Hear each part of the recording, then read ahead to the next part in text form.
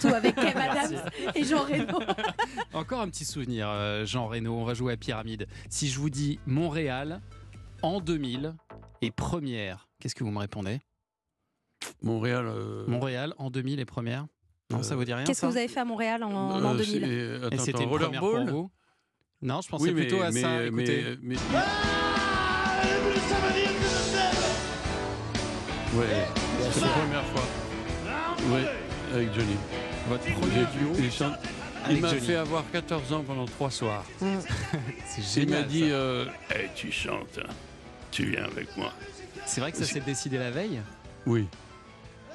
Vous avez répété une petite fois Une comme fois, ça, vite fait? parce que je ne voulais pas l'embêter. Il sortait du concert de la Tour Eiffel. Ouais. Quand il s'est retrouvé au Théâtre Saint-Denis avec 3500 places. C'est incroyable. C'est incroyable. Et après, on a chanté au Beacon à New York. Et est-ce qu'il est vrai que vous avez fait exprès de rater la fin d'une phrase pour voir s'il allait assurer derrière? Oui. Et il a assuré? Ah oui. Il assure toujours, Johnny. Ah bah oui, parce qu'il chantait la chanson en même temps que toi. Tu sais, on l'appelle le patron. Ouais, le taulier. Le taulier. Ouais. Hein, et il surveille tout. Et tu sens ces ondes qui partent. Parce que c'est la musique, bien sûr. C'est sa vie, tu vois. Et c'était votre grand ami, hein. Vous êtes le parrain de sa fille. Ça m'étonne pas du tout d'ailleurs qu'ils aient été si proches, parce qu'ils sont deux êtres très similaires. Moi, j'ai eu la chance de beaucoup connaître Johnny à la fin de sa vie, parce que quand j'allais à Los Angeles, à chaque fois, il m'accueillait à la maison. Laetitia était adorable. Elle me disait, dès que tu viens ici, on est ta famille, loin de ta famille. Et avec Johnny et avec Jean, j'ai eu ce même truc où il n'y a pas besoin de se dire 1000 trucs pour se capter, pour se comprendre. Il vous a donné Johnny, des parfois, conseils, il me disait rien. Moi, il me disait absolument rien pendant 1 heure. Et au bout d'1 heure, il me disait, tu viens avec moi? Et on allait à côté de sa piscine, là-bas à Los Angeles. On s'asseyait sur des transats. Et il te racontait des trucs de dingue. Il me disait, t'aimes bien Ray Charles? J'ai bien connu Ray Charles. Il était gentil, Ray Charles. Et d'ailleurs, il y a un hommage un peu caché à Johnny dans Maison de retraite 2. C'est que Jean fait un truc qui est devenu un running gag du film. Il dit, alors ici, il y a 3 règles.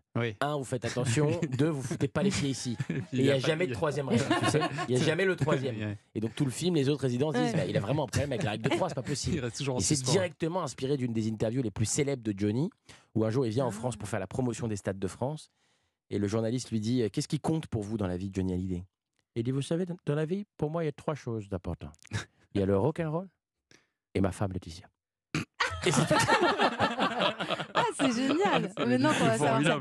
Mais ce qui est très drôle, c'est qu'en début d'émission, Kev, vous avez décrit votre relation avec Jean Reno, et Jean, vous venez quasiment d'employer les mêmes mots pour décrire votre relation avec Johnny. Le côté apaisant, il est près de vous, il donne des bons conseils, il apaise tout le monde, il est réconfortant. Parce qu'ils se ressemblent beaucoup, ces 2 mecs. Je comprends qu'ils aient été amis aussi longtemps. C'est la même typologie de personnes, quoi. Et puis, depuis fin décembre, il y a l'exposition Johnny Hallyday qui est à Paris, et c'est votre voix, hein, Jean Reno, qui guide les visiteurs tout au long du parcours de l'exposition. Ça a dû être une grande émotion, ça, j'imagine, de raconter toute sa vie comme ça. Oui, vous l'avez dit. Ça a duré 2 jours, c'était en français et en anglais, et le 2e jour, tout m'est tombé dessus. Donc on a arrêté un petit peu pour évacuer l'émotion. Mais c'est venu tout d'un coup, tu vois. Parce que tout d'un coup, tu réalises que tu essayes de le magnifier, tu parles de lui, et qu'il n'est plus là. Parce qu'à la fin de la journée, il n'est plus là. Et c'est ça qui fait mal. C'était quel genre d'amis pour vous? Vous avez souvent dit qu'il était très généreux. Il a toujours été là pour vous. Tu ne pouvais pas lui dire qu'il avait une belle chemise. Il te l'a donnée tout de suite. Ah oui. C'est insupportable, arrête. Je ne peux pas te dire que tu as une belle montre. Oui, c'est ça, tu vois. Tu ne peux pas. Johnny, arrête. Oui, ça me regarde. Et ça le regardait, quoi. Mais une générosité, une attention, une intelligence du rapport. Et surtout, un chanteur formidable. Prodigieux. Et vous avez eu la chance de partager la scène avec lui. Ça, j'imagine que c'est gravé à jamais. À jamais, à jamais. C'est extraordinaire. Quand il envoyait, je veux dire, vous savez, des gens chauffent la voix. Ouais. Pas de Johnny. Il n'a pas besoin. Non, il rentre et il fait 3 rocks à fond les manettes avant de faire un slow un peu pour se reposer. Ah oui, c'est ça, c'est possible. Et il chantait en fait avec le ventre. Comme Pavarotti. Et il m'a dit, mais n'essaie pas de le faire, j'ai mis 15 ans à y arriver.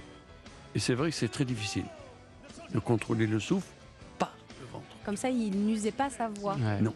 Au début, et c'est pour ça que la voix a tenu, et c'est pour ça que la voix est différente du départ. Tu vois. où il chantait beaucoup plus avec la gorge. Une intelligence de la scène en plus. Tu sais, Mick Jagger venait le voir. Honnêtement. U2 est venu le voir. Tout le monde venait voir Johnny.